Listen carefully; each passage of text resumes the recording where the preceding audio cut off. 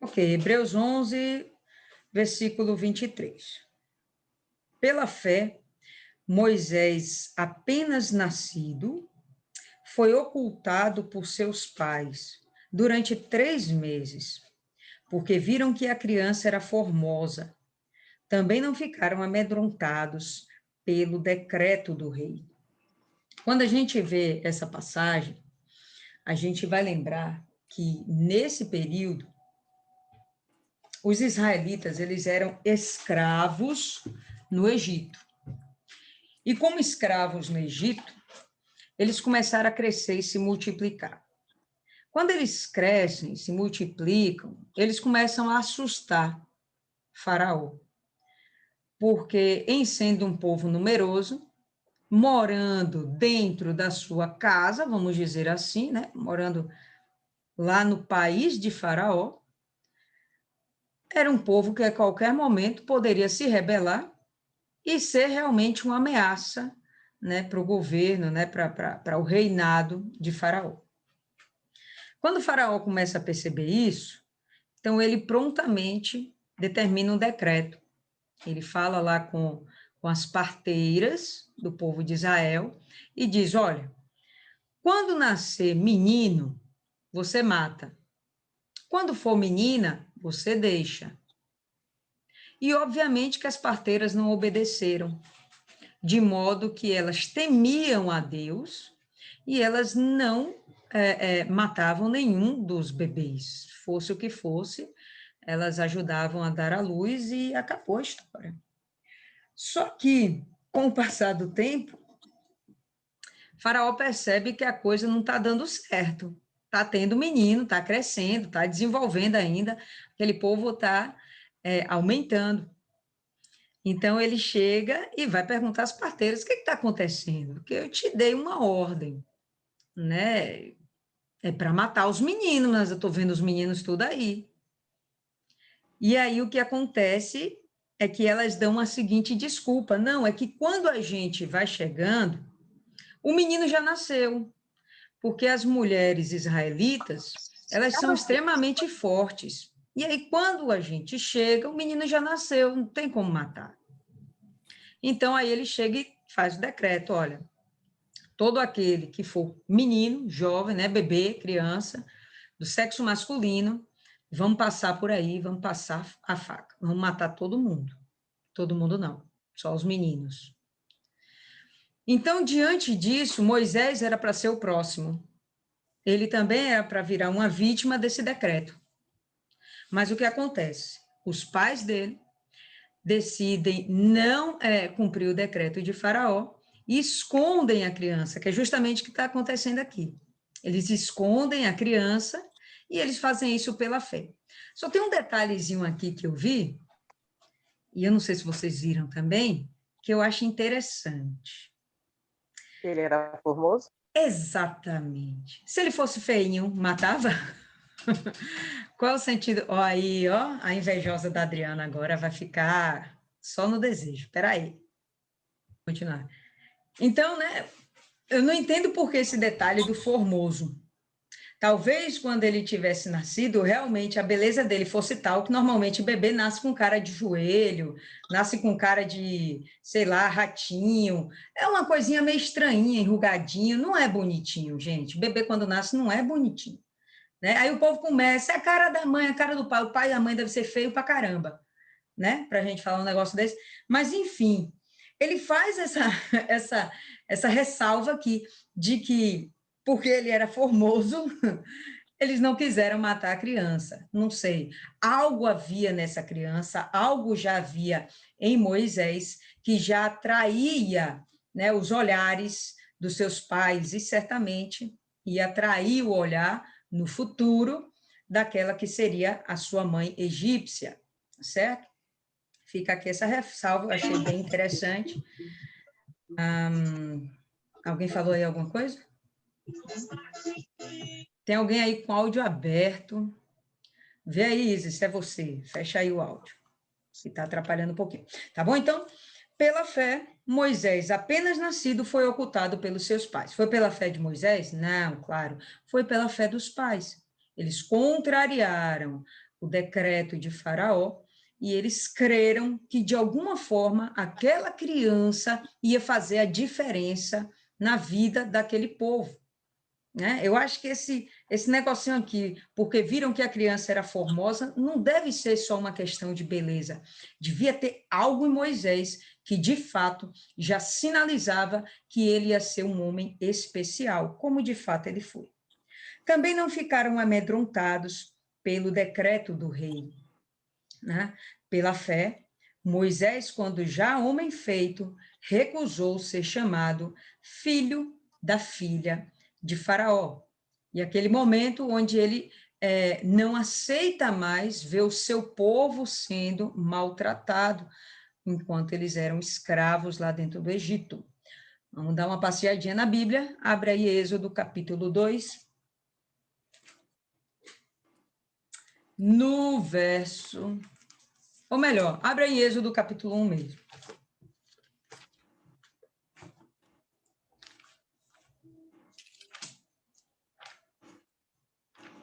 George, que eu tô esperando o link, ó. George.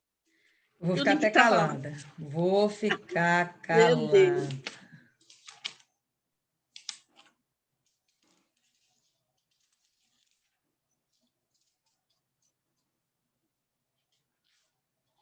Certinho?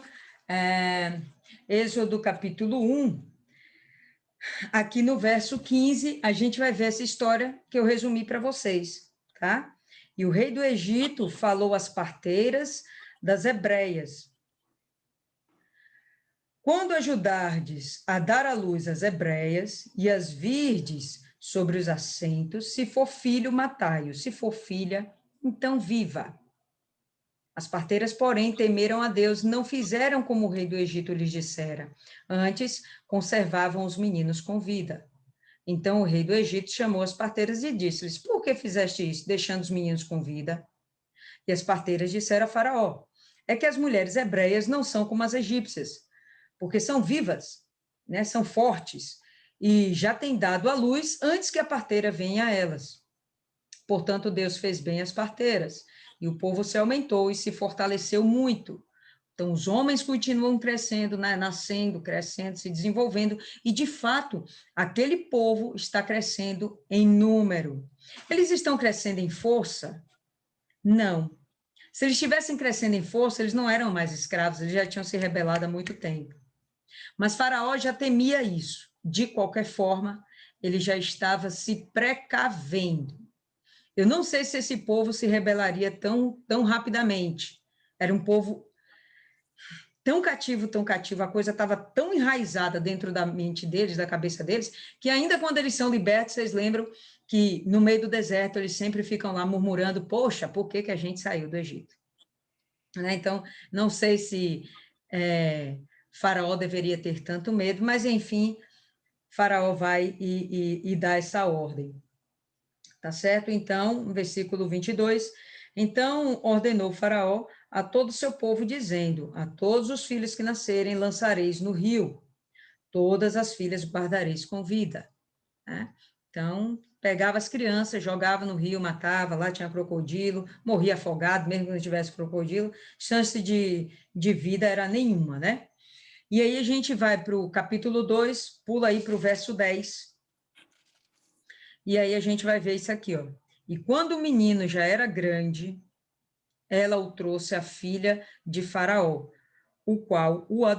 a qual o adotou, e chamou o seu nome Moisés, e disse: porque das águas o tenho tirado. E a gente já sabe da história, ele foi colocado num cesto pelos pais, tá certo? E aí ele é colocado no rio, Deus guarda aquele cesto, né? O cesto foi todo revestido de betume, não entrou água, Deus guarda Moisés a todo instante, a filha de Faraó encontra, e aí ela vai tomar esse filho para si, quem vai criar é a própria mãe de Moisés, Joquebede, né? Mas vai chegar o momento em que a mãe egípcia vai requerer o filho que o rio Nilo deu para ela, né? Na cabeça dela. Então, aí ela vai e termina de criar a criança. Pronto. Mas nesse momento, Moisés ele começa a desenvolver-se dentro de uma cultura egípcia, o que foi muito bom para ele, diga-se de passagem. Deus permitiu, porque havia a necessidade de um líder, e um líder que tivesse uma mente livre. Ele foi criado como um homem livre. Deus preparou tudo certinho. Ele foi criado como um homem livre, ele teve uma cultura desenvolvida, sabia ler, sabia escrever, aprendeu as artes da guerra. Né?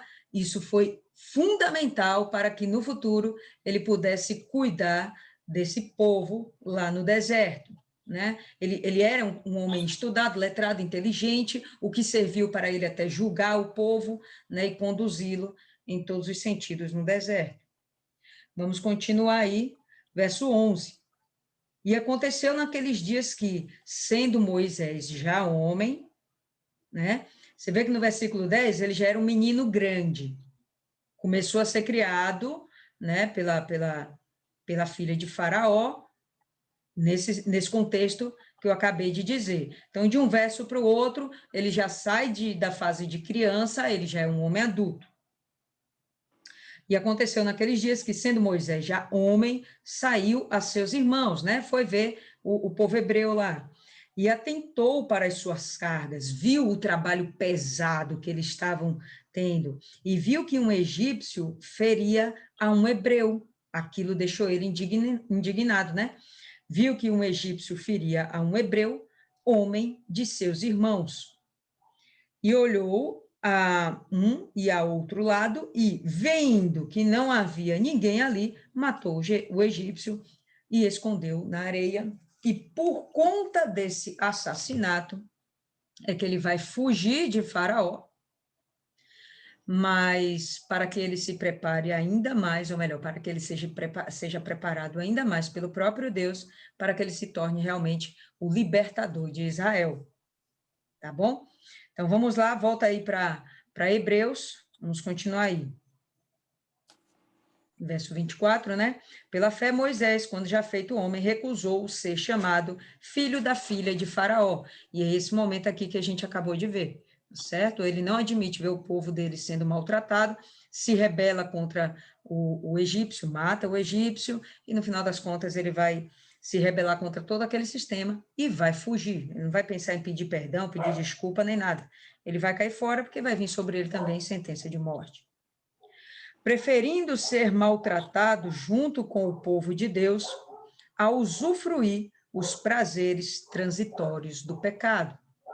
Bom, qual era o pecado do Egito, pessoal? Poligamia. Ok, menina, poligamia? Não, Cultuar a outros deuses? O culto a deuses. outros deuses. Rapaz, agora diante da palavra poligamia ficou na cabeça. Ele era um povo politeísta, né? Que Isso aí mesmo. dificuldade de lembrar, tá certo? Então, era um povo politeísta, adorava outros deuses e rejeitava o Deus único e verdadeiro. Além disso, eles estavam escravizando o povo eleito de Deus, né? Os queridinhos do Deus Todo-Poderoso. Uma mancada deles. Quando eles foram para o Egito, não era para eles serem escravos, era para eles serem acolhidos e muito bem tratados. Com o passar dos anos, a coisa se inverteu. Enfim, abre aí agora, pessoal, em Salmos, capítulo 84. Olha que legal. Foi assim que Moisés pensou. Olha que legal. Salmos 84.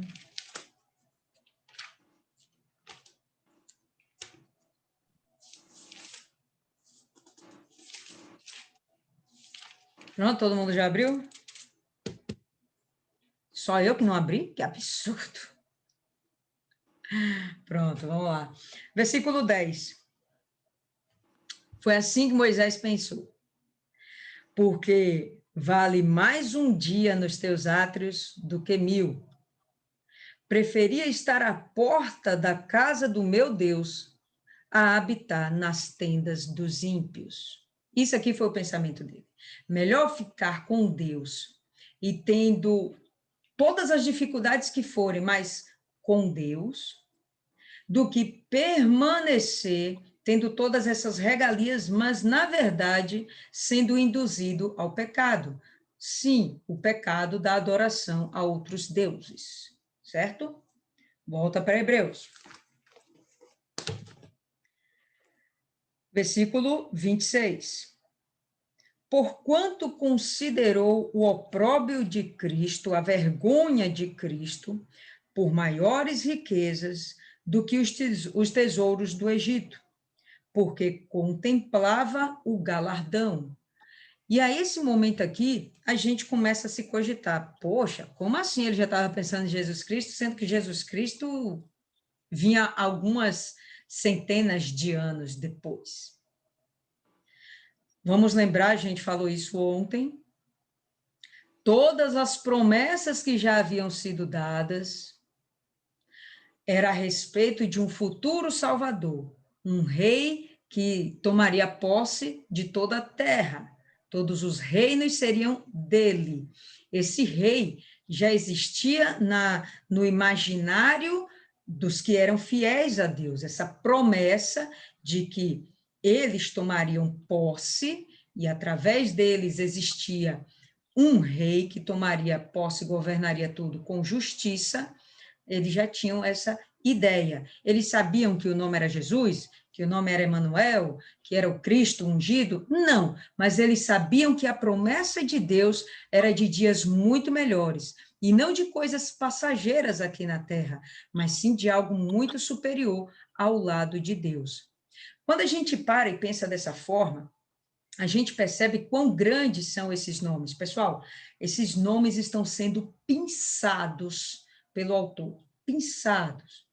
Existiram na época deles, tá? São vários nomes em vários tempos, então estamos falando aí de alguns milhares de anos, né? 2.000 anos, 3.000 anos. Então, ao longo desses milhares de anos, essas pessoas foram pinçadas. Foram pessoas que ousaram usar o intelecto. Eu vou bater nisso o tempo todo. Foram pessoas que ousaram usar o cérebro. E eles viram algo mais.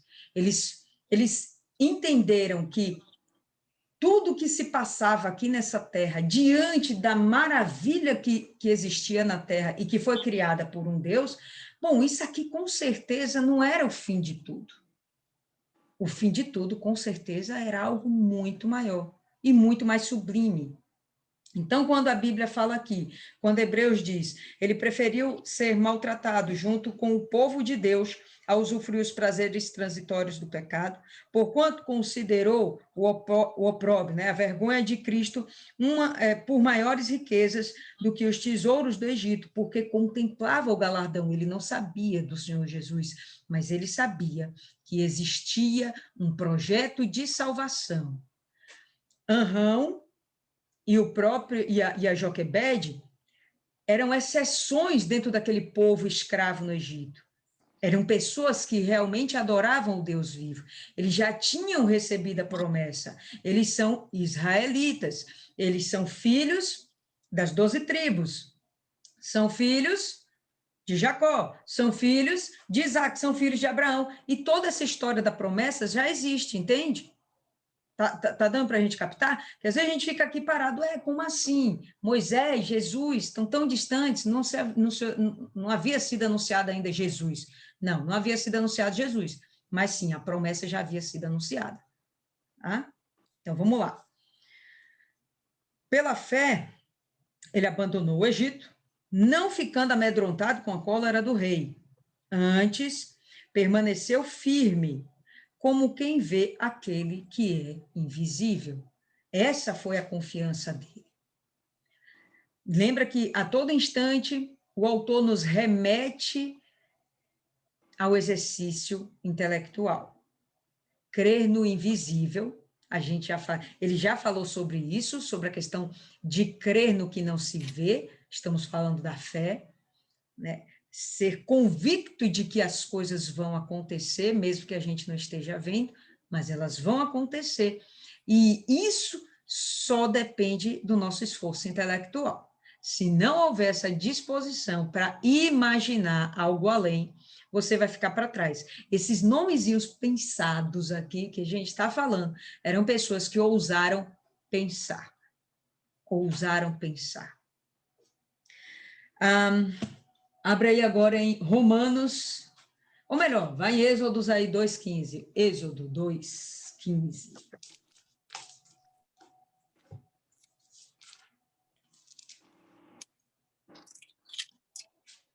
Só para a gente se situar. Todo mundo já abriu? Ouvindo, pois, Faraó este caso, o caso dele ter assassinado lá o rapaz, né? Procurou matar Moisés, mas Moisés fugiu de diante da face de Faraó e habitou na terra de Midian e assentou-se junto a um poço. Bom, daí ele vai começar a morar com esse pessoal, tá certo? Com o pessoal de Midian, os midianitas. Depois até se tornaram um povo inimigo de Deus, mas enfim. Aí ele vai desenvolver-se por lá, vai aprender de fato a viver no deserto, a viver com dificuldades. Em todos os sentidos ele está sendo preparado. Ele aprendeu a viver com toda a grandeza, ele vai aprender a viver agora com dificuldades e ele vai perceber que com Deus ele é capaz de viver no muito ou com nada. Abre em Romanos capítulo 1.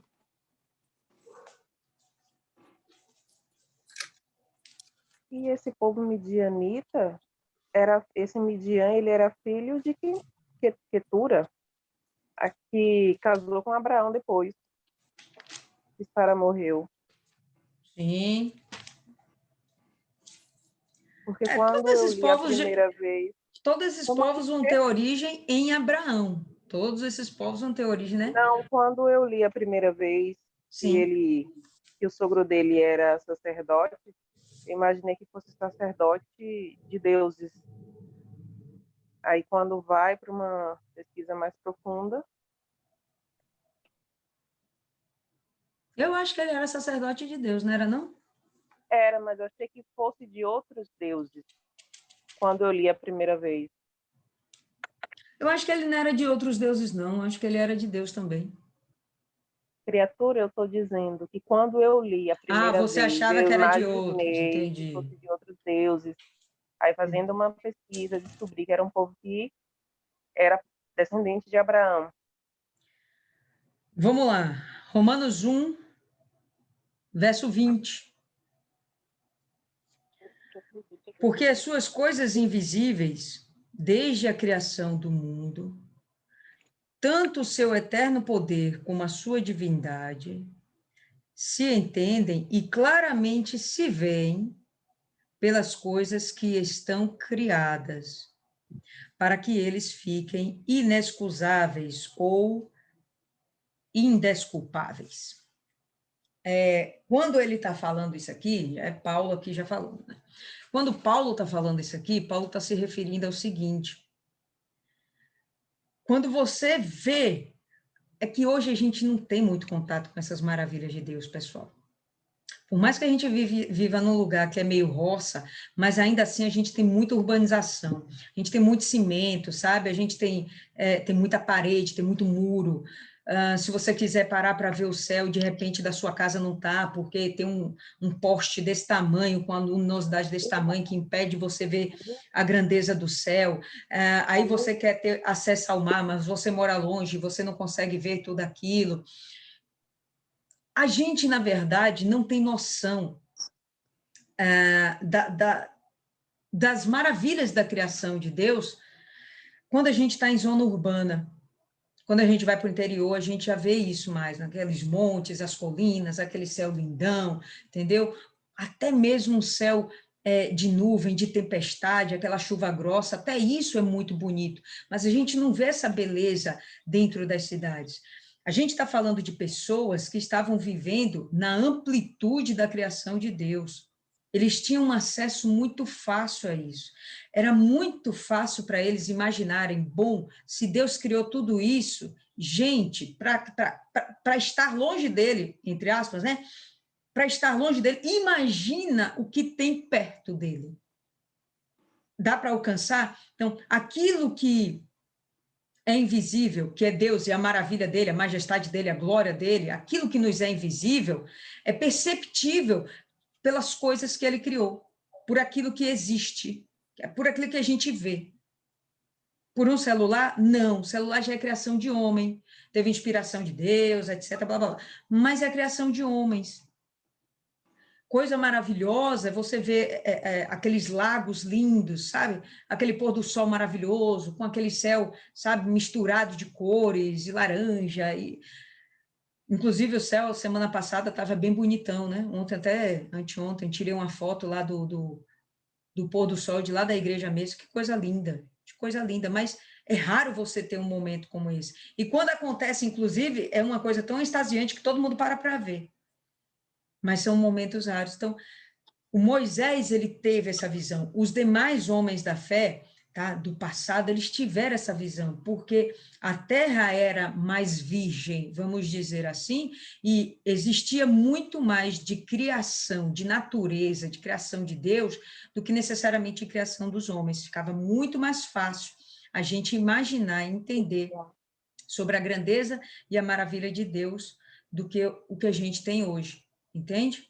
Então, por isso que ele fala, né? Por suas coisas, porque as suas coisas invisíveis, coisas de Deus, desde a criação de mundo, né? Desde lá de trás, tanto o seu eterno poder, como a sua divindade, né? A sua maravilha, a sua majestade, sua glória, se entendem e claramente se veem, né? Somos capazes de ver isso, que são invisíveis, mas somos capazes de entender pelas coisas que estão criadas, para que eles fiquem inexcusáveis. Então, diante da criação de Deus, opa, você não tem desculpa de não crer em Deus, porque o que você está vendo, de forma alguma, veio do acaso ou é obra de mãos humanas. Entende? Então, eles tinham essa compreensão. Eles, como eu falei, ousavam pensar. Vamos mais um pouquinho aí. Colossenses, capítulo 1. Passa Coríntios.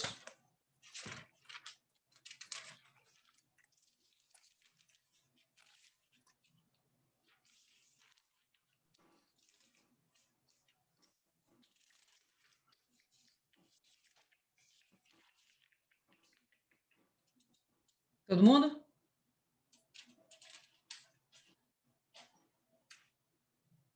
Verso 15.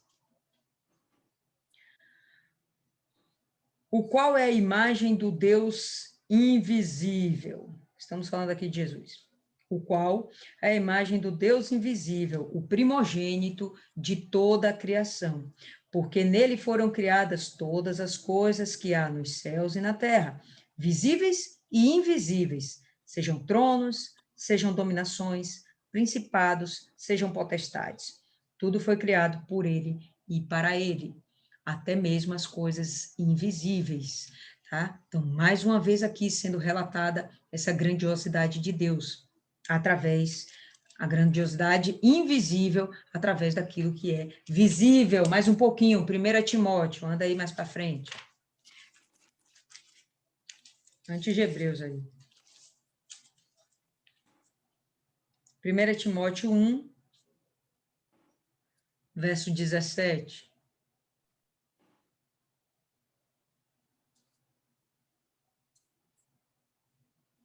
Todo mundo? Ora, ao Rei dos séculos, imortal, invisível, ao Deus único, sábio, seja a honra e a glória para todo sempre. Amém. Esse rei é invisível, mas ele é mais real do que qualquer outra coisa que a gente possa imaginar. A Bíblia deixa muito claro isso. Então, por mais que você não veja, tem que existir esse esforço mental, porque você não vai crer quando estamos falando de Deus, você não vai crer porque você vai vê-lo, mas você vai ver a obra dele, você vai ver as coisas que ele faz, os milagres.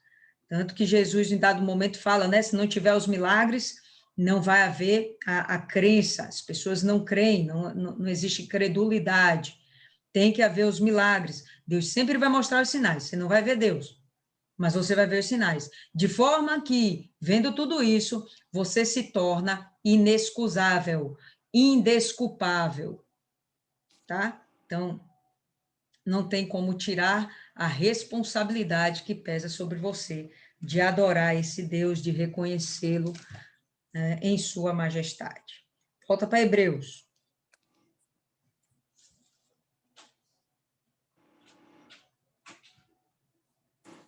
Versículo 28.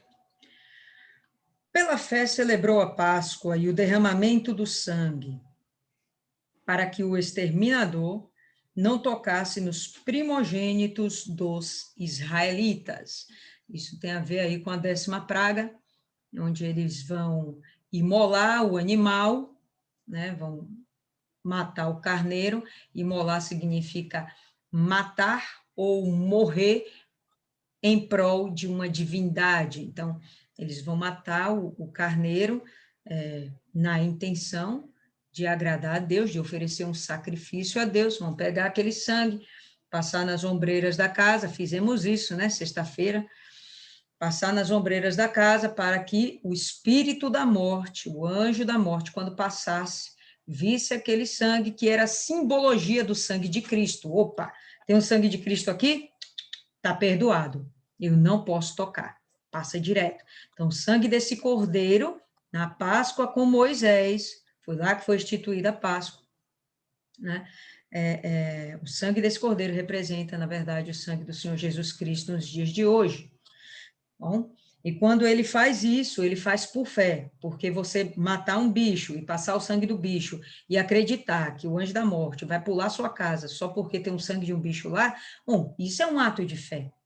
Primeiro que Deus ordenou. Isso você já está crendo em algo que você não está nem vendo. Bacana. Mas você sabe que ele existe porque você vê os sinais. E aí você chega e obedece uma coisa que, em princípio, é loucura. Né? Falava hoje até com a Itamara sobre isso, que não está aqui, estou revoltada. Fala com ela, viu, Paloma? Estou chateada. Então, são coisas assim que são meio insanas. Você matar um bichinho para fazer isso, bom, é a fé. Ele creu e Israel foi poupado justamente porque ele creu. Pela fé, outra coisa louca, são coisas loucas. Pela fé, atravessaram o Mar Vermelho, como por terra seca. Tentando-os, os egípcios foram tragados de todo.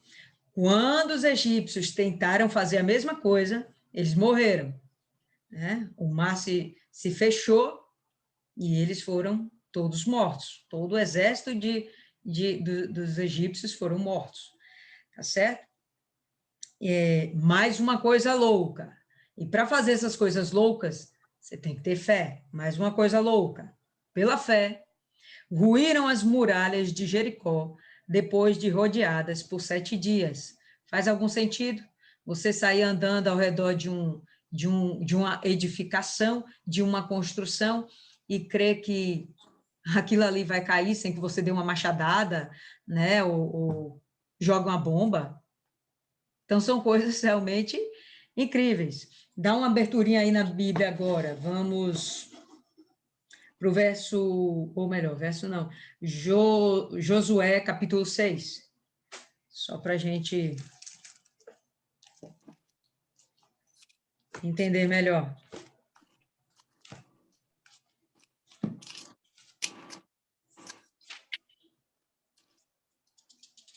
Josué quanto? 6.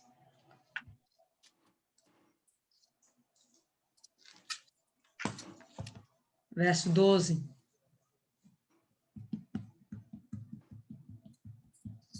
Obrigada. Todo mundo? Ok, verso 12. Depois Josué se levantou de madrugada e os sacerdotes levaram a arca do Senhor. E os 7 sacerdotes que levavam as 7 trombetas de chifres de carneiros adiante da arca do Senhor iam andando continuamente e tocavam as trombetas.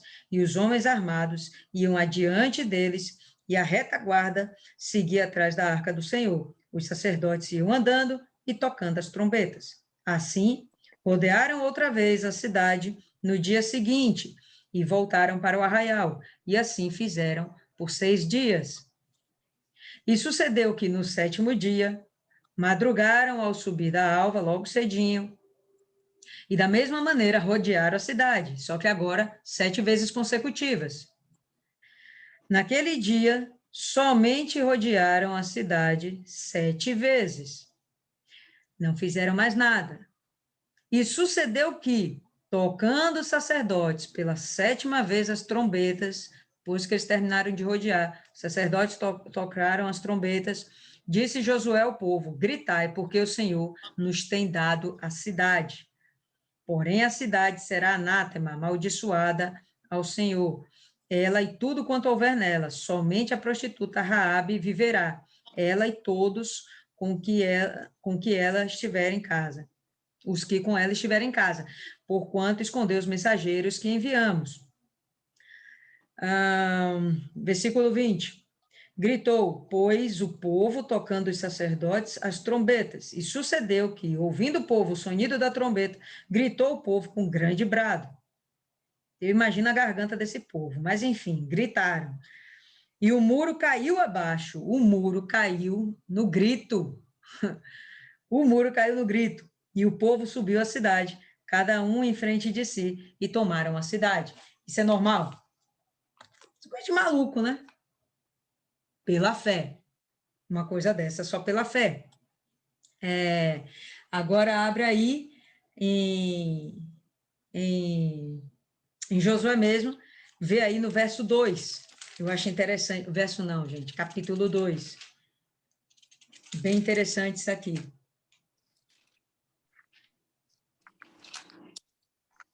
A gente estava falando outro dia sobre isso aqui. Isis fez uma pergunta, a gente falou sobre isso. Todo mundo?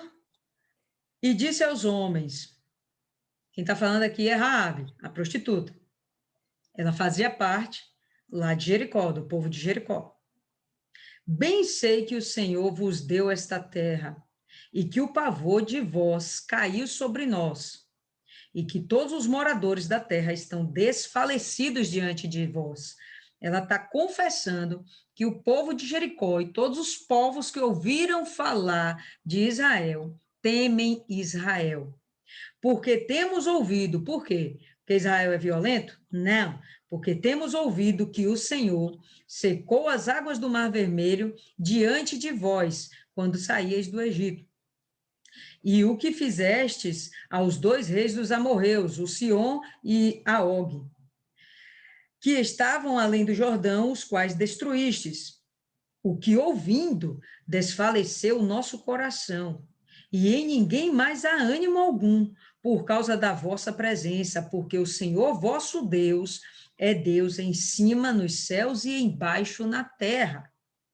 Agora, pois, jurai-me, vos peço, pelo Senhor. Ela cria em Deus. Jurai-vos, peço pelo Senhor, que, como usei de misericórdia convosco, vós também usareis de misericórdia para com a casa de meu pai, e dai-me um sinal seguro. E aí ela vai pedir para que no dia que eles chegarem para dominar Jericó, que eles tenham misericórdia dela, porque ela sabiamente reconheceu que eles, sendo protegidos de Deus, não deveriam ser afrontados de forma alguma. Então, ela guardou eles, porque eles estavam sendo perseguidos lá pelos soldados lá de Jericó, e seriam mortos certamente. Então, eles se escondem lá na casa de Raabe, dá proteção, depois eles fogem, e aí vem com o povo todo junto para destruir Jericó, e eles vão destruir tudo. Não vai ficar ninguém, nada, nem criança, nem animal, nada. Tá certo? Então, olha só o que realmente esse pessoal temia. O Deus de Israel. Não era porque Israel saiu do Egito e atravessou o Mar Vermelho e o exército do Egito ficou para lá. Não, é porque eles sabiam o Deus que estava com Israel, que era muito mais forte, mais poderoso do que os deuses deles. Certo? Volta para Hebreus. Então, uma questão de fé. E aí a gente vai ver Hebreus, verso 31, pela fé. Raabe, a meretriz, a prostituta, não foi destruída, como os desobedientes, ou não foi destruída com os desobedientes, porque acolheu com paz os espias. E que mais direi?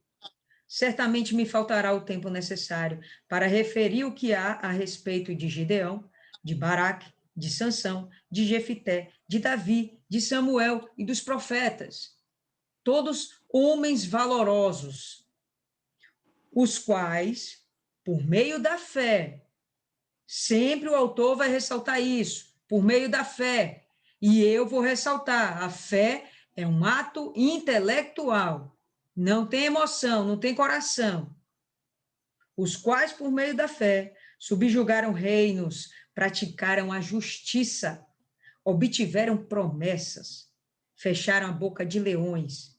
E aí vai passando na cabeça de vocês uma série de exemplos que a gente já conhece da Bíblia. Extinguiram a violência do fogo, escaparam ao fio da espada, da fraqueza tiraram força, fizeram-se poderosos em guerra, puseram em fuga exércitos de estrangeiros. Mulheres receberam pela ressurreição os seus mortos. Lembra lá das viúvas, da Sulamita, que os filhos acabam morrendo, aí Eliseu vai lá e ressuscita, Elias vai lá, ressuscita. Eliseu. Alguns foram torturados, não aceitando o seu resgate para obterem superior ressurreição. Outros, por sua vez, passaram pela prova de escárnios e açoites, sim, até de algemas e prisões. E a gente vai ver que vários profetas passaram por isso. A gente vai perceber que tem momento que o próprio Davi ele é feito prisioneiro. A gente vai ver que os apóstolos foram feitos prisioneiros, receberam açoites, foram apedrejados, provados, cerrados pelo meio. Olha a maldade, olha a perversidade. Eles não eram cerrados depois de mortos, eles eram cerrados vivos. Se você imaginar aí, já dói no coração, imagine. Ainda bem que eu não era daquele tempo. Ainda bem. Mortos a fio de espada, andaram peregrinos, vestidos de peles de ovelhas e cabras, necessitados, afligidos e maltratados. E a gente vai lembrar aqui do Elias. Ele andava lá com aquela pele, era pele de camelo, se eu não me engano, né? E o próprio João também, ele andava, né? Com aquelas peles, andarilhos no deserto. Homens dos quais o mundo não era digno. Por que o mundo não era digno? O que esses caras tinham de especial? A fidelidade que eles tinham a Deus, a confiança, independente de qualquer situação. Eu sei que o que está por vir é muito mais poderoso, muito mais agradável, muito melhor do que eu conservar a minha vida aqui nessa terra, do que eu tentar preservar a minha vida aqui nessa terra. Não, não, não, não. O que vai acontecer vale a pena pagar esse preço. Está valendo a pena. Homens dos quais o mundo não era digno, errantes pelos desertos, pelos montes, pelas covas, pelos antros da terra. Ora, todos estes que obtiveram bom testemunho por sua fé, não obtiveram, contudo, a concretização da promessa. Qual era a promessa, pessoal? Promessa de salvação. O que eles ansiavam? Era o reino lá no céu. Eles entendiam que eles eram o que aqui nessa terra? Peregrinos, ainda que Canaã fosse possessão de Israel, eles ainda não se sentiam à vontade de permanecerem aqui nessa terra, achando que isso aqui era o suficiente ou, de fato, o fim de tudo. Não, eles tinham plena compreensão de que isso aqui era passageiro e que, diante da grandeza desse Deus, o que está por vir não tem comparação. Vale a pena pagar o preço. Não obtiveram, contudo, a concretização da promessa naquele momento. E aí a gente vai abrir Apocalipse, capítulo 6.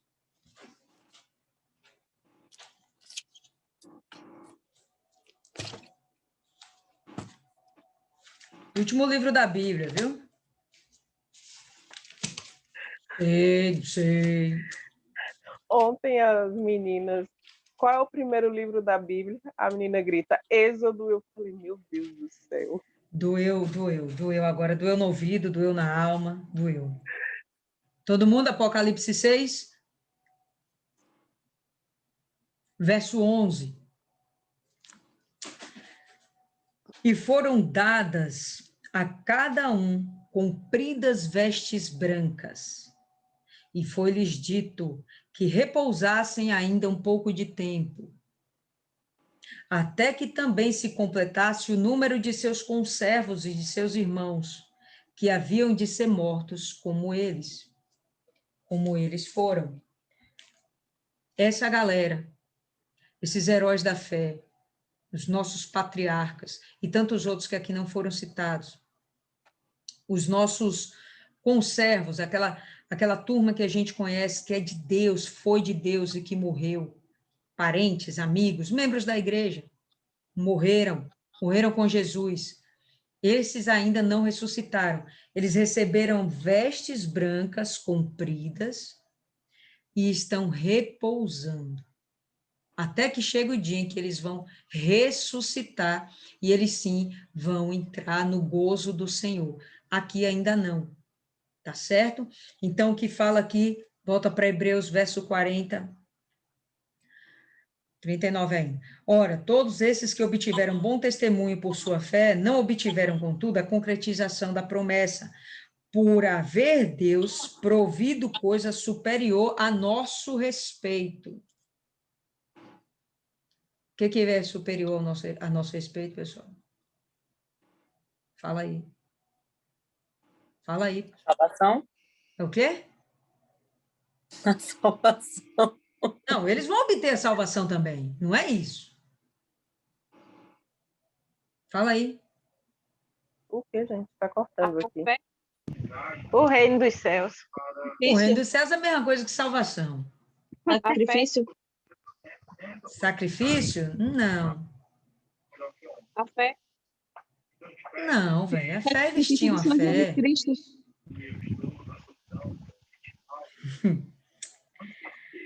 Por haver Deus provido coisa superior a nosso respeito, para que eles, sem nós, não fossem aperfeiçoados. Eu entendo que seja o próprio arrebatamento. Ele não falou do momento que ele estava vivendo, falou do momento que haveria. Por que seria algo superior? Porque nem haveria morte. Não haveria morte. Mas todos nós vamos chegar lá. Então, eles não vão ser aperfeiçoados antes de nós. Eles não vão receber o corpo de glória antes de nós. Estão com vestes brancas, alvas, beleza. Estão descansando.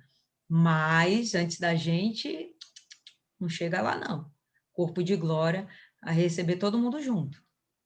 Entenderam? Certo? Bom, é isso aí por hoje. Agora fica aí os comentários de vocês e a Adriana que disse que quer comentar o de ontem, sem nem ela ter estado presente. Mas, enfim, a Adriana é demais, demais. Quem começa?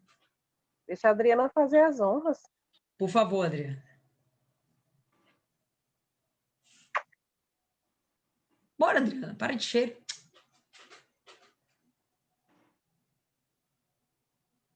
Não quero falar, não. Eu escrevi bem pouquinho. Pode falar o que você escreveu, vá. A gente acredita que seja violento. Gente, não subestimem o que saem de vocês, não, porque quando eu falo oração, eu faço minha oração aqui, eu peço para o Espírito Santo usar a gente. Se você acha que o Espírito Santo não vai te usar, pela misericórdia. Ó. Tô ovando, fala. Ó. Escrevi bem pequenininho, bem pouquinho, tá vendo? A Maiana rabutou a cara para ver. Ó, eu vou ler, não. Esse capítulo retrata a fé. Se olharmos, iremos ver que somos os frutos da fé de cada um desses homens de fé que deixou seu testemunho para que nós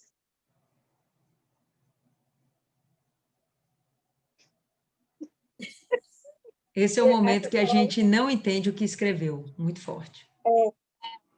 Ixi, meu Deus, eu não lembro essa palavra aqui.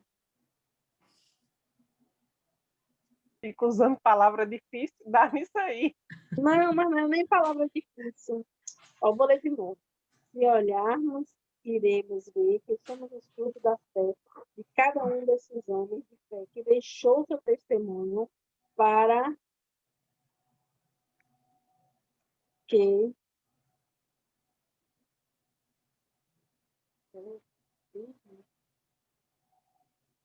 para que permaneçamos firmes. A fé é um dom de Deus e alcançar esse dom exige sacrifício. Tá valendo. Não gostei desse bico aí no final. Já não é bonitinha. Não, mas agora eu vou completar, né? Já deixou eu falar? Ah, tá. Inspirou. Vá, vá. Não, é que a gente lê e relê, é o que eu digo amanhã, a gente leu, né, do nosso jeito, e aí você vem e acrescenta mais coisa. E depois, quando a gente sai, como eu sempre converso com a Maiana, às vezes, ultimamente ela está me deixando no vácuo, mas no final, a gente acrescenta mais coisas ainda, a gente, né, uma debate com a outra, algum entendimento, isso eu não entendi assim, eu entendi assim, e a gente vê que nós também iremos deixar um legado para que as pessoas que vão ficar, né, que não forem arrebatadas, vai lembrar, poxa, aqui Deus está, o autor está relatando a fé de Abraão, a fé de Moisés, inclusive a fé de Joquebede, de Anrão, de todos esses. E nós somos essas pessoas de hoje. Alguém vai olhar para a vida de Lília e vai dizer assim, poxa, Lília é uma mulher enferma, foi curada. Olha em que patamar Lília está hoje.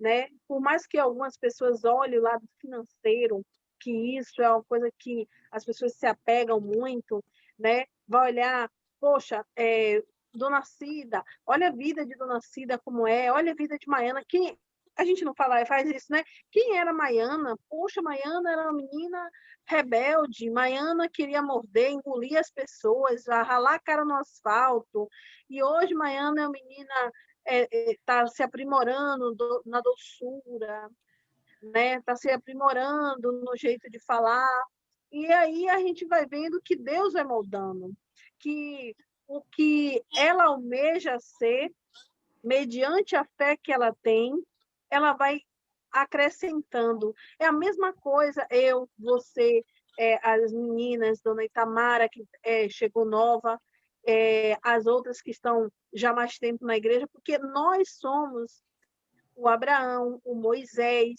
né? Para a geração que está vindo hoje, que está nos olhando, nós somos os exemplos, nós somos o testemunho, a nossa fé é que vai fortalecer essas pessoas.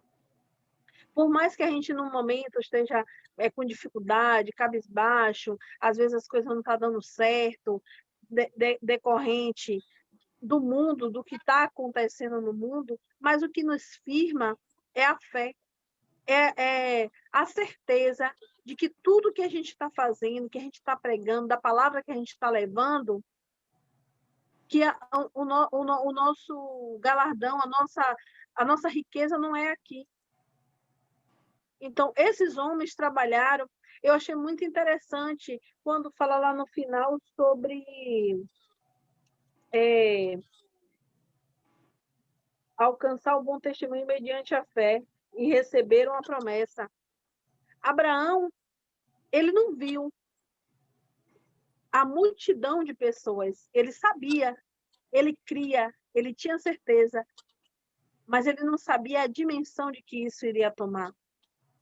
Né? Ele não sabe que hoje nós somos geração dele. Moisés, ele não sabia, ele chegou até um determinado tempo onde ele não pôde adentrar a terra prometida. Né? Josué, ele deixou legado para Josué fazer. E ele não tinha dimensão do que seria, de quantas batalhas eles iriam ganhar, quantas muralhas eles iriam derrubar. Porque é extraordinário a gente falar do Mar Vermelho, mas as muralhas de Jericó também é uma coisa extraordinária. Né? A gente e cada um, a batalha de Gideão, e a gente ganhar uma guerra somente com 300 homens, se a gente for olhar, cada guerra que é vencida é uma vitória. E hoje a gente vê isso na nossa vida. Um dia vivido é uma batalha vencida. Um dia que a gente ganha uma alma é uma glória para Deus. Então, a nossa fé, ela tem que estar constituída nisso, no nosso sacrifício. Porque não adianta você dizer que tem fé e não sacrificar. Porque quando a pessoa não sacrifica, é uma fé morna, é uma fé passageira, é uma fé que naquele momento ela alcançou aquilo que ela queria e depois essa fé vai se dissipar, é igual a fumaça. Então, a gente tem que ter uma fé constante. E a fé constante que a gente vai ter é fazendo isso que a gente está fazendo, lendo a palavra, meditando, se fortalecendo em oração, em propósito, em sacrifício. Porque esses homens aqui, nenhum deles ficou sentado esperando a glória de Deus descer, não. Eles não ganharam, eles não tiveram nada de mão beijada. Então, eles traziam um sacrifício. Né? Há uns tempos que eu queria falar sobre isso. Não sei o que foi a meditação da gente, que falou sobre Abraão. E eu lembrei de uma coisa, que quando Deus fez um voto com Abraão, Deus pediu que Abraão colocasse aqueles animais. E Deus fez Abraão dormir. Acho que foi para ver a glória de Deus. E Deus passou no meio daquele sacrifício que Abraão fez. Então, é uma coisa assim que muitas das vezes a gente não precisa ver Deus agir. Ele age sem a gente até perceber. Quando a gente pensa que as coisas estão acabadas, sem solução, aí aparece assim, do nada, olha, a solução. Foi você? Foi o seu amigo? Não, foi Deus. Então, às vezes, a gente pensa que Deus está dormindo, mas não, quem está dormindo é a gente, para que ele venha agir. Mas antes da gente dormir, que é o descanso, a gente sacrificar. Porque quando a gente sacrifica, eu lembro muito do pastor Humberto, quando ele falava assim, depois da fogueira santa, agora você tem que descansar. Com aquilo ali, é minha primeira fogueira santa. Gente, eu recebi antes de sacrificar. E foi uma coisa assim extraordinária, que eu disse assim, meu Deus, é algo assim. Eu fiquei assim sem entender, porque eu ainda estava nova, então eu não entendia por quê. E aí fui falar com a minha amiga, a outra amiga, e aí ela falou, é o mover de Deus. Você fez perfeito. Você não duvidou. Então, isso é muito bom. Então, quando a gente sacrifica, quando a gente se envolve nos nossos propósitos, porque os nossos propósitos é um sacrifício de você parar aquele momento para orar, é um sacrifício de você dizer assim, não, eu tenho que fazer minha oração, eu tenho que jejuar, eu tenho que estar na igreja, eu tenho que fazer os meus votos. É a sua fé agindo. A nossa fé, ela vai agir mediante os nossos sacrifícios. E eu acredito que todas nós aqui que estamos nesse grupo vai ser mais do que vencedoras, mas não para a gente, para a glória e honra de Deus, porque as pessoas vão ver na gente a fé que viu em Abraão, que viu em Moisés, que viu em Arão, né? Não vou falar somente de homens, mas teve Esté, teve Ruth, né? A própria Joquebede também, que foi uma mulher muito de fé, porque eu acredito que ninguém iria deixar o seu filho para outra cuidar se não houvesse dentro dela um propósito e que Deus estivesse agindo dentro dela. Então, nós somos essas mulheres e esses homens que trabalharam no passado, nós estamos trabalhando hoje para ganhar almas para o Senhor Jesus. Há muitas almas aí perdidas, né? Ontem Mário estava me falando que um rapaz até se jogou da ponte, não, do que mesmo? Passarela, do Imbuí.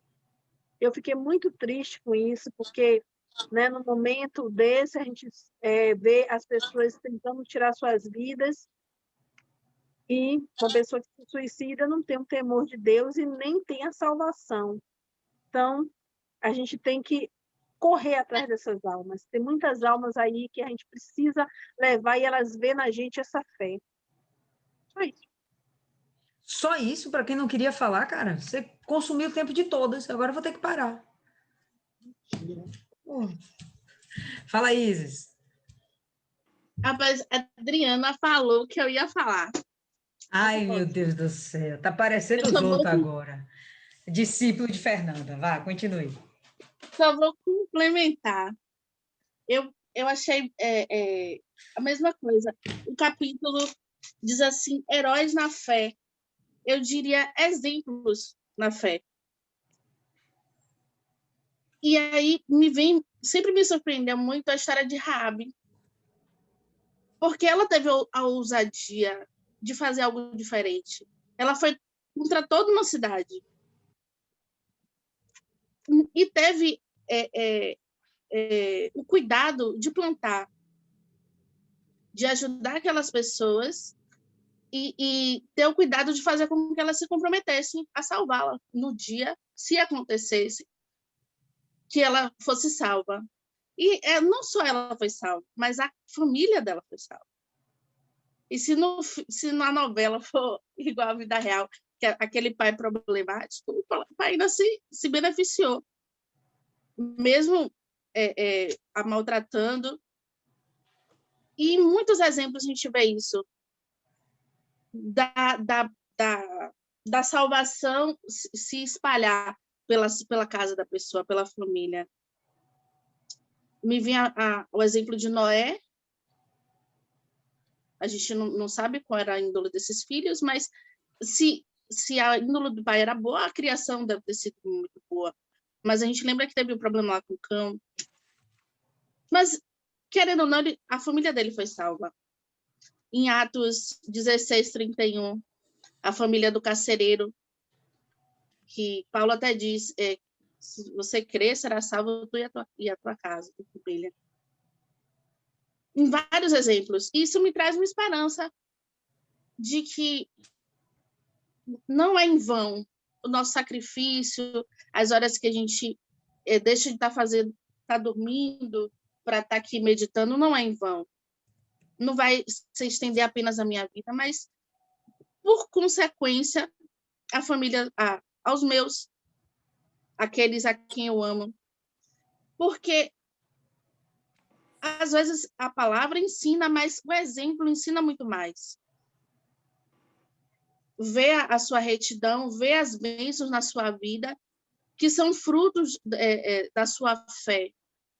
Eu acredito que o exemplo tem esse poder de ensinar muito mais do que um diálogo vazio, de um discurso vazio sem esse testemunho.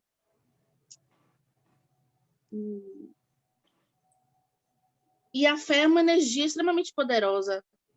Ela faz com que as nossas orações sejam ouvidas, faz o agir e o mover de Deus se manifestar. E a nossa casa não poderia ficar imune a toda essa nossa fé, a todo esse agir, todo esse mover que a fé traz.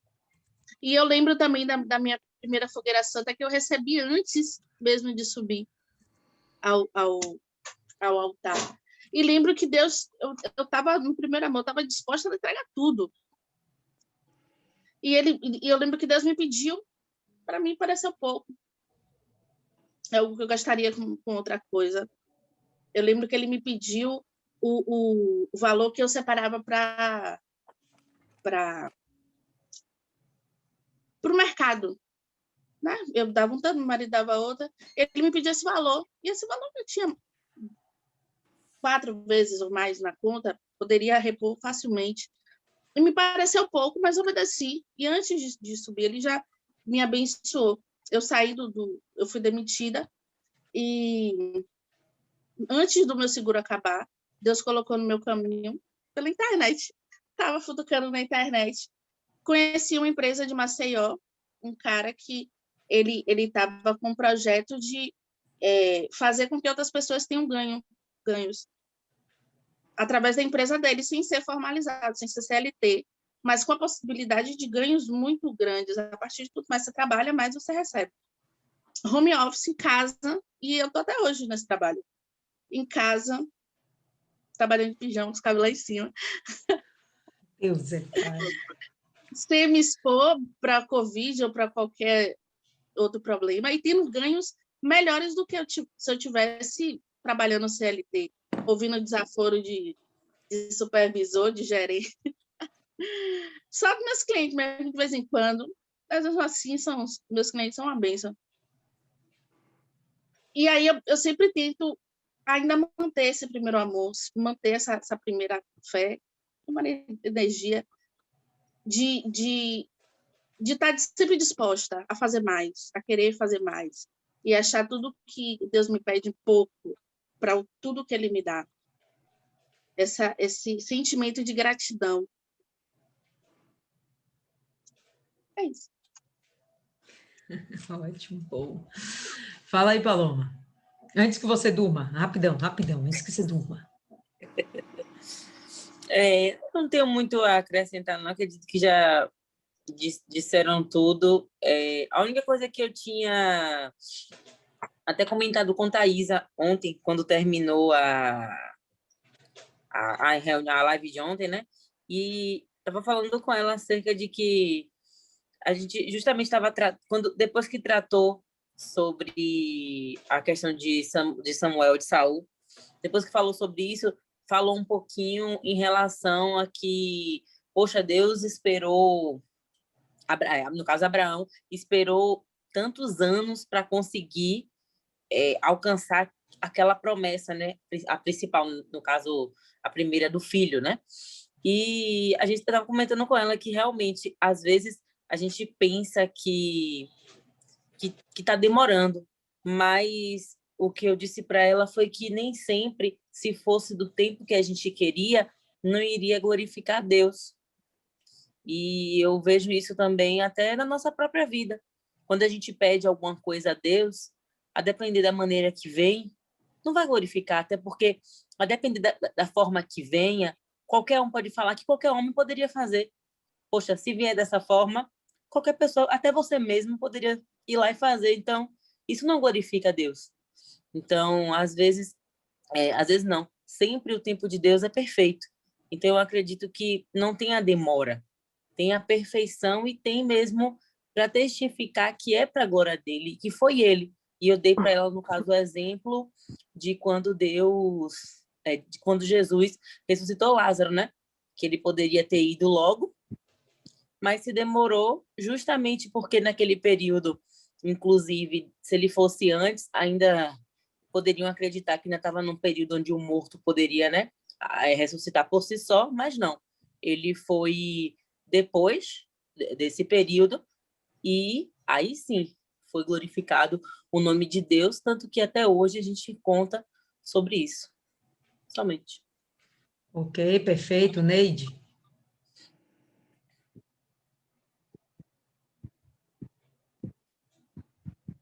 Olá, começar a falar.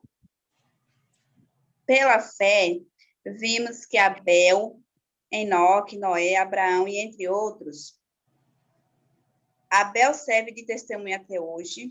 Enoque foi tomado por Deus. Noé creu na promessa da salvação de sua família. Abraão obedeceu no seu chamado. Tiveram falhas no seu percurso, exceto Abel e Enoque, que não tiveram falhas, né? Porém, os que tiveram falhas se arrependeu e Deus o perdoou. A palavra de Deus fala que é impossível viver sem fé. Se esses homens não tivessem fé, não estaria sendo lembrado hoje como homens de fé. Aí também vimos que pela fé Moisés abriu o Mar Vermelho, Josué derrubou as muralhas de Jericó e assim sucessivamente, porque eles tiveram fé e creram. A mesma coisa acontece hoje conosco. Temos de crer, temos de ter fé e jamais duvidar da promessa que tem para cada um de nós. Perfeito, Neide. Beleza. Martiane. Tá todo mundo me ouvindo bem? Com certeza.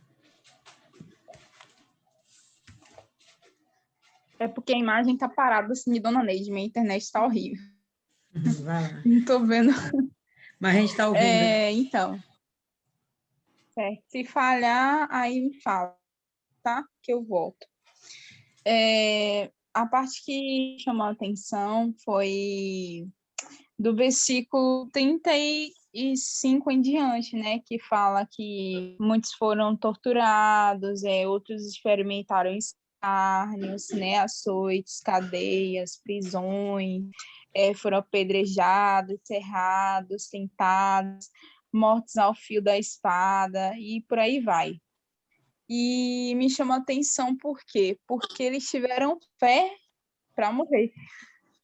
E a gente vê que num cenário que a gente está, né, o cenário de morte, tem muita gente fugindo da morte, né? Tentando correr de todas as formas da morte, mas eles enfrentaram a morte. Eles se entregaram à morte, porque foi devido à fé deles, né? A fé que eles tinham em quem, né? No Senhor Jesus, e que teria algo muito maior, algo muito melhor reservado para eles. Então, eles se entregaram a isso. E eu estou lendo até o livro Fé Racional e tem sido muito bom para mim, porque tem mostrado várias coisas, né, sobre o tipo de fé sentimental, a fé emotiva, que vem do coração, e a fé racional, né, a fé que é do intelecto, a fé que pensa.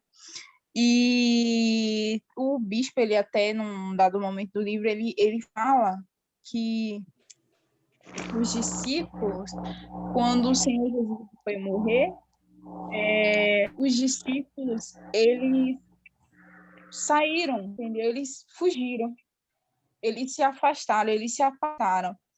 E aqui a gente já vê outro, digamos assim, outro nível de fé deles, né? A gente vê primeiro uma fé sentimental, uma fé sentimento, né, que tá com Jesus quando tudo estava bem. E de repente Jesus é pego, preso e morto e todo mundo desaparece. E a gente, depois de Jesus ressuscitado e todo mundo cheio do Espírito Santo, a gente vê uma fé racional, uma fé totalmente diferente, né? Ao ponto de se entregar à própria morte. E foi isso que me chamou muita atenção, né? E existe um processo para isso, né? Não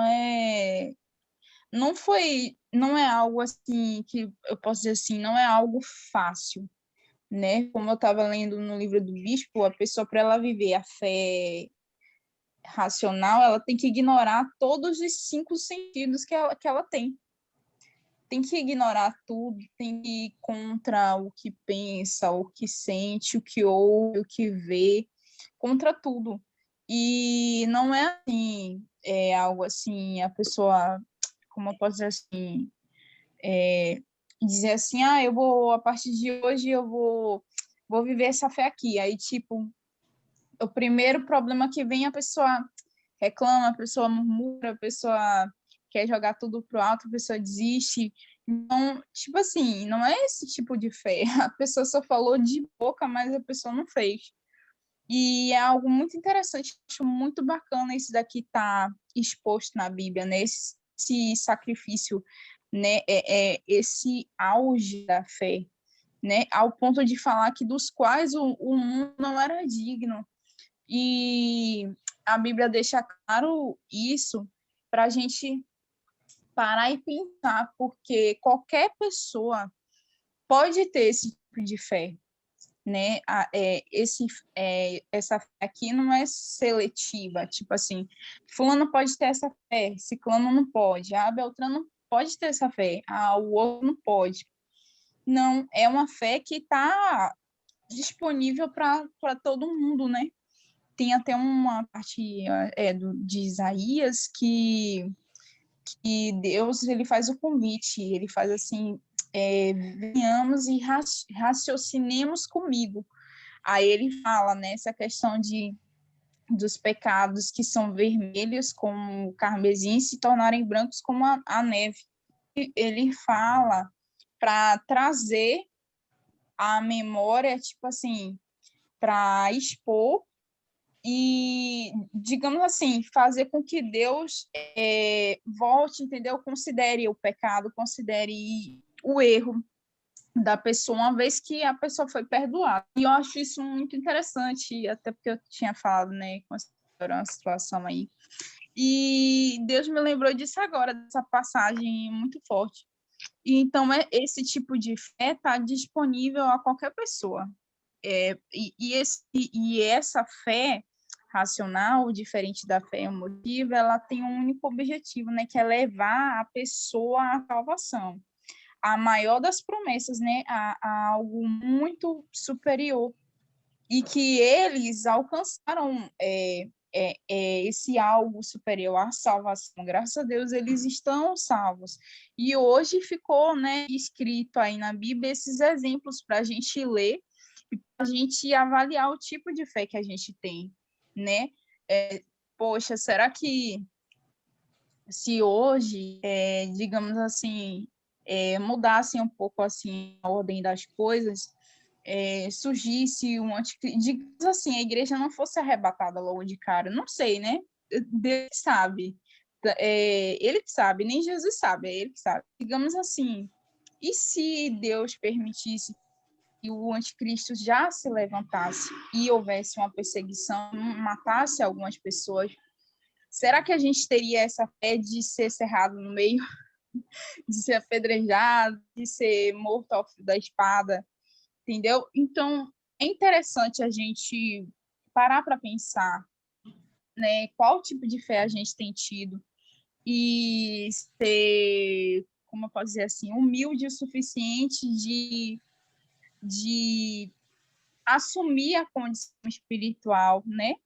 E buscar enquanto a tempo ter esse tipo de fé, essa fé que salva, não é a fé que faz a pessoa, poxa, tô indo para a igreja, Deus me abençoou, né, abri um negócio, não sei o quê, tá todo mundo falando, tô arrebentando, né, nessa situação. Não é esse tipo de fé conquistadora. Pronto, achei a palavra. Não é a fé conquistadora, mas a fé salvadora. Então,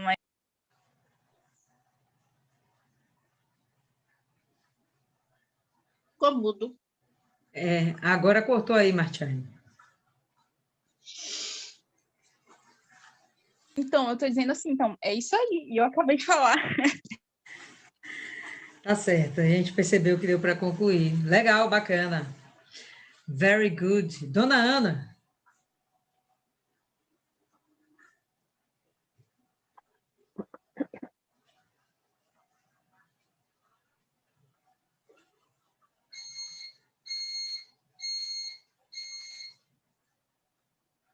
Hoje eu não tenho um comentário a fazer, não. Já foi tudo Comigo dito. foi, Dona Ana. Já foi tudo dito aí, eu não tenho um comentário. Então tá certo, tudo bem. Cadê, Daiane?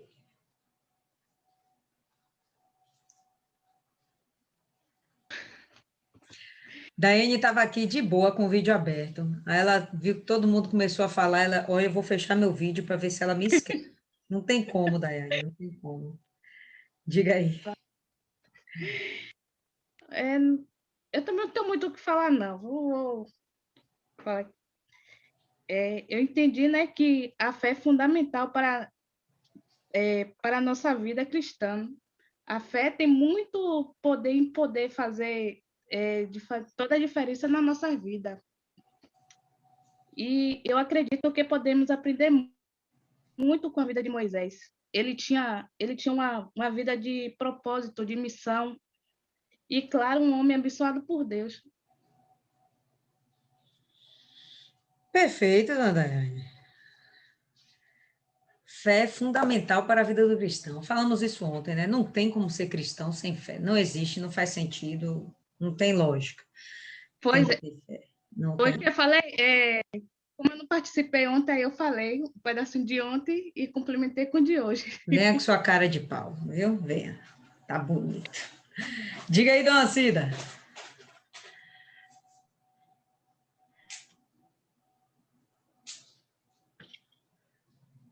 Se prepara que o fogo vai descer. Eu não vou falar. É fé, né? O que eu vou falar aqui. O que aconteceu comigo hoje na igreja. O pastor, antes de não passar pela porta, ele manda a gente escrever no papel. Aí, o pedido, eu escrevi no papel e também falei com Jesus, né? Eu estou pedindo, mas o Senhor me dá se o Senhor quiser, né? Eu, a partir de agora, como eu prometi ao Senhor, eu só vou agradecer. Gratidão, gratidão, gratidão. Aí passei pela porta, coloquei meu papelzinho lá no altar. O senhor sabe, né, que eu não quero. O senhor já me deu tudo que eu queria nessa vida. Não quero mais nada, só agradecer agora. Agradecer. Eu não quero ouro, não quero prata, só quero que cuide de mim. Quando eu passei pelo corredor, aí o pastor começou. Eu só quero que cuide de mim. Eita! Aí ele só cantou esse refrão da música e depois parou, mandou todo mundo. Aí eu disse, meu Deus, obrigado, gratidão, gratidão, gratidão. Não tenho o que pedir.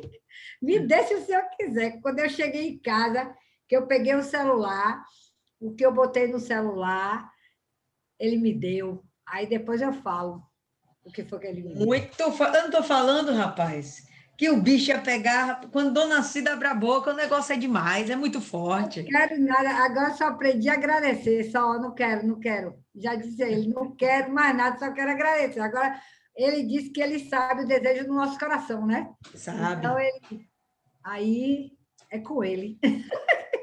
Arrebentou, Dona Cida, arrebentou. Tá ligada, Vitória. Quem tá faltando? Maiana. Fala aí, Maiana. Cristiane está faltando. Quem?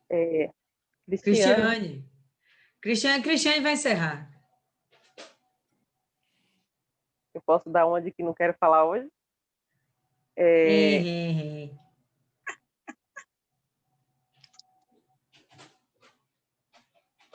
De tudo isso, como esse povo como herói da fé, o que fica é que a sua fé obriga Deus a ter compromisso com você e obriga você a ter compromisso com Deus. É uma via, um caminho de ida e volta, quase que um toma lá da cá, porque se você tem fé de acreditar nele, ele tem a obrigação de cumprir tudo que ele prometeu na sua vida para ele não ficar mentiroso, porque ele mesmo disse que não é homem para mentir. E o que mais chama a atenção nesses que foram pinçados aí, como a senhora falou, é que foram pessoas de diferentes camadas da sociedade.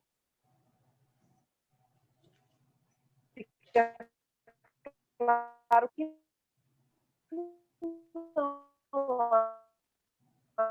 há acepção de pessoa. Afasta aí para quem quiser. Não é o que eles deram, e eles abriram mão para cumprir a vontade de Deus.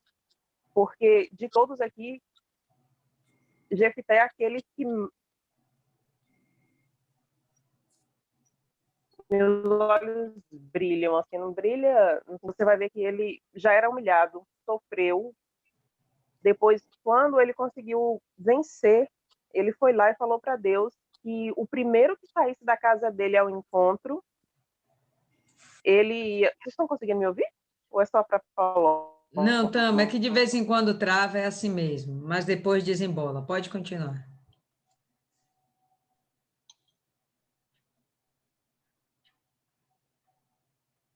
Ixi, agora travou toda. Sacrificar dele. E ele chegando, a filha dele, tá ouvindo? Sim, vá. A filha dele foi quem saiu.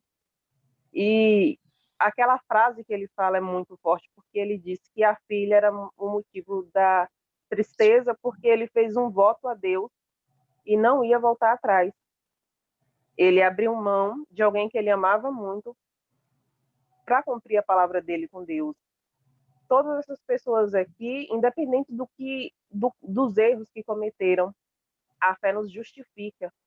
E ontem a senhora leu um salmo, eu não me lembro qual foi o salmo, mas fala disso, do justo, que ele, quando entrega a palavra, independente de causar dano para ele cumpre, porque ele prometeu para Deus.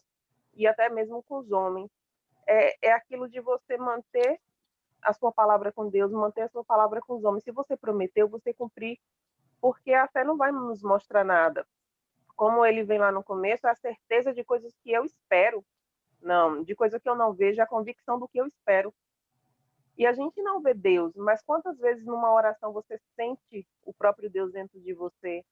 Quantas vezes o mundo está caindo ao seu redor e você escuta aquela voz dizer: eu estou aqui, eu estou contigo. Então, Abraão, ele não viveu para ver a multidão que ele se tornaria. Mas hoje essa multidão, toda vez que morre um justo, vai para onde? Quando Lázaro morreu na parábola do rico e do Lázaro, ele estava onde? Ele estava no seu de Abraão. Ele está no seu de Abraão. Cada vez que uma pessoa morre, salva, vai para lá. Então, ele não viu aqui na terra, mas ele está vendo se cumprir lá. E a palavra de Deus vai sempre se cumprir, porque Deus não fica devendo nada para ninguém. Para o povo é loucura você abandonar a sua vida no mundo, você tá com um e com outro, você não beber, você não se prostituir.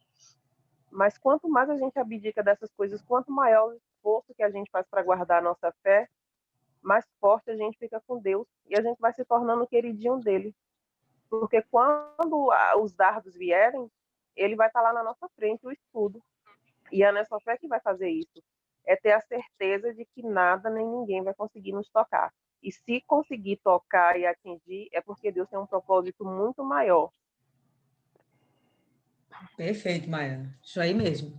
Por mais que a gente venha a ser afetado de alguma forma, que nem Abel morreu, por mais que a gente venha a ser afetado, isso aqui é passageiro. Como logo no começo a gente estava falando aqui brincando, a única certeza que a gente tem de fato é que a gente vai morrer. A única certeza que a gente tem é que isso vai passar, né? Mas o que importa é que isso passe para que a gente venha ter a glória no céu. O que a gente sofrer aqui vai valer a pena, as renúncias que fizermos vai valer a pena, o sacrifício que a gente faz, né, da nossa carne, dos nossos desejos, anseios, né, da nossa vontade, tudo isso vai valer a pena, tudo isso vai valer a pena. Eu conversava ontem com um rapaz e ele, não sei se eu contei isso aqui para vocês, né, que ele, usuário de drogas, tal, conseguiu vencer todas essas questões de vícios. Contei para vocês aqui?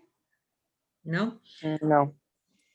E aí ele, parabéns, Isis, muito bem, continue assim. E aí ele tinha vício, né, de drogas e bebida. Ele conseguiu vencer tudo isso. Não teve Deus na história. Ele conseguiu vencer pela força da carne. Venceu. Só ficou uma coisinha.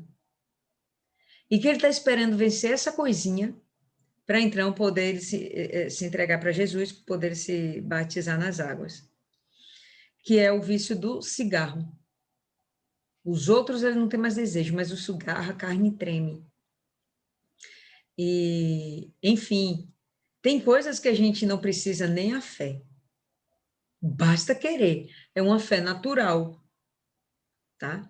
Ele renunciou os próprios desejos, a vontade que ele tinha de usar drogas, ele renunciou, ele conseguiu vencer isso. Não foi uma coisa muito... Ele confessou que não foi uma coisa muito complicada.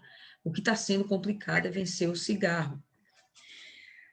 E qual a diferença dele para vencer o cigarro? Bom, a gente sabe que o diabo tem lá suas ciladas, suas artimanhas, e instiga nele todo dia, olha, fuma um cigarro. Ele já não fuma mais uma carteira, só fuma uma unidade, mas ele não consegue parar de fumar, ainda que seja uma unidade no dia. E isso tem retardado a decisão dele de se batizar nas águas e entregar a vida para Jesus. E uma das coisas que eu falei com ele, poxa, você já venceu tantas coisas, você acha que você não vai vencer isso? Se está sendo tão difícil, por que agora você não entrega nas mãos de Deus? Não é isso, eu estou falando com Deus. Sim, mas por que você não toma decisão e se batiza nas águas? Porque isso é uma manifestação de fé. Você vai desistir de fazer, né, a própria vontade, que é querer vencer o cigarro por si mesmo. Você vai abandonar essa vontade e vai deixar que Deus ajude você nessa história, porque, enfim, Jesus, ele não exige que a gente seja perfeito, ele exige que a gente seja confiante, ele exige que a gente manifeste a fé. As demais coisas são consequências, a gente vai acabar se limpando, se podando, né? Arrancando as coisas ruins da gente aos poucos. Né? E o fato de um homem como esse ser viciado em drogas, cocaína, tal, e crack, e conseguir vencer sozinho é prova de que você nem precisa Espírito Santo para você vencer seus problemas. O Espírito Santo não é para vencer problemas. O Espírito Santo é para fazer a obra de Deus. O Espírito Santo é para fazer a obra de Deus. Vencer problemas é sua determinação. Assim como você se entregar para Jesus é uma determinação. Se você vai entregar a vida para Jesus, Jesus não vai te ajudar a vencer isso aí? O restinho que falta? Que, na verdade, que o diabo estava querendo colocar na cabeça dele, olha, você tem que estar limpo para você se entregar para Jesus, mas não é o que ele pede, né? Não é o que Jesus pede. Jesus pede, olha, crê em mim, eu vou te ajudar, eu estou contigo, eu sou seu parceiro nessa caminhada, a gente vai andar junto. Mesmo que você caia, eu vou estar aqui do teu lado para te sustentar. Eu não vou deixar você caído, eu vou te levantar. E nessa caminhada, a gente vai começando a deixar de ter o desejo das coisas passadas. Vai ser uma coisa natural, apesar de ser sobrenatural. Mas vai ser natural você não desejar as coisas passadas, porque a sua manifestação de fé vai agradar a Deus de tal forma que aí ele entra fazendo a parte dele. Ele vai colocando dentro de você novos desejos, novas virtudes, né? Os dons e o fruto que vem do Espírito. E vai fazendo com que você vença todos os seus problemas. Né? Então, a fé é primordial para a gente ter uma vida cristã. Depois que eu falei isso com o rapaz, ele deu uma despertada, não preciso ser perfeito, eu não vou conseguir ser perfeito pela força do meu braço para depois me entregar para Jesus. Não, eu vou me entregar para Jesus e fica tranquilo que Deus vai fazer nascer uma nova criatura, Deus vai fazer a coisa acontecer. Se não há essa manifestação da fé, realmente a gente não anda para frente. E a fé é o princípio de toda a vida do cristão. Certo? Esse capítulo é bastante interessante, ele é um dos capítulos, acho que na Bíblia, que mais aborda o tema fé e que deixa muito claro o que é fé. Os antigos, que deram muito bom testemunho, necessariamente não tinham o batismo com o Espírito Santo. Concordam? Não está escrito que eles tinham o Espírito Santo. O Espírito Santo é promessa do Senhor Jesus. Por quê? Porque nos últimos dias a igreja, corpo de Cristo, teria necessidade de enfrentamento com as potestades desse mundo, de uma forma muito mais agressiva para que fosse propagada a palavra do Senhor Jesus. E se você tiver fé para crer em Jesus e servir a Jesus, então o Espírito Santo vem. Mais do que a gente, quem quer nos dar o Espírito Santo é o próprio Deus. No passado, não havia propagação da palavra de Deus, não tinha trabalho de evangelização. A coisa era muito pequena. Os judeus não faziam questão de ficar falando de Deus. Eles entoavam seus cânticos, valorizavam Deus, exaltavam Deus entre eles mesmos, nas festas deles. Mas eles não tinham a intenção de pregar a palavra de Deus. Se alguém discorda aí, levante a mão e fale. Mas eles não tinham, então não tinha necessidade do Espírito Santo. Mas ainda assim eles eram homens valorosos, como é que a Bíblia fala? Homens dos quais o mundo não era digno. Homens dos quais o mundo não era digno. A gente pode se tornar digna de Deus, tá? Digna dos céus, sem o Espírito Santo. Contudo, a igreja hoje precisa do Espírito Santo para ir até os confins da terra, pregar o evangelho. Entende, pessoal? Isso aí é a diferença. Se você tem desejo de cumprir o ID do Senhor Jesus, vai naturalmente acontecer isso, você vai ser selado mais cedo ou mais tarde.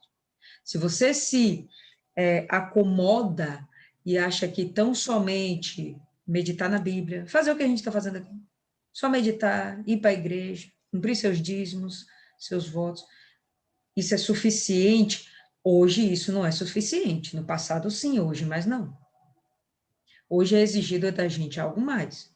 Final, quando Jesus morre, né, ressuscita, no último dia que ele está aqui, né, andando ainda com seus discípulos, no 40º dia, ele chega e fala: ide e pregar o evangelho em Jerusalém, na Judéia e até os confins do mundo. Então, aí a gente tem que obedecer, e para isso aí a gente já precisa do Espírito Santo. Mas para você ter caráter, necessariamente você não precisa do Espírito Santo. Você precisa ter uma decisão de realmente servir a esse Deus. Esses homens, eles tinham caráter de Deus, porque eles decidiram seguir a Deus. Hoje, além do caráter de Deus, a gente tem que ter a disposição de servir a Deus. Tá certo? Encerramos aí o capítulo 11. A gente vai dar continuidade quinta-feira no capítulo 12, tá bom? Então, se vocês tiverem mais convidados, podem trazer, tá? E aí a gente vai fazendo o ID do Senhor Jesus através dessa nossa meditação aqui. Ok, pessoal? Então, quem vai fazer aí a oração hoje de encerramento? Cristiane que não falou.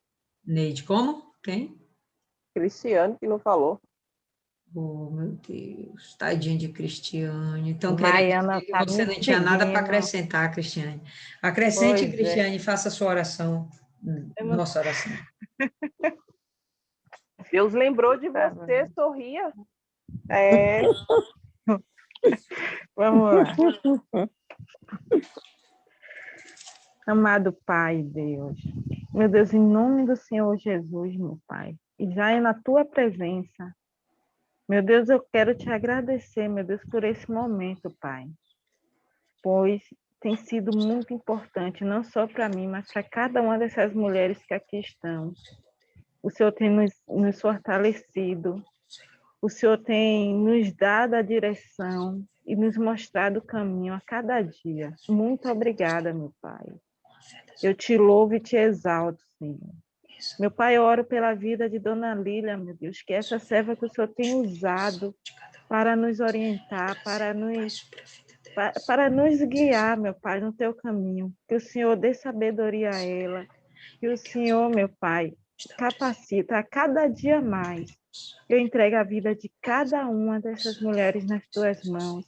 Eu oro por Marta, meu Pai, que não fique só hoje, mas que ela possa nascer dentro dela o desejo de participar mais desse grupo. Toma tudo nas tuas mãos, abençoa cada um de nós, em nome do Deus que é Pai, Filho e Espírito Santo. Amém. Graças a Deus. Amém, pessoal. Tá ligada, Vitória?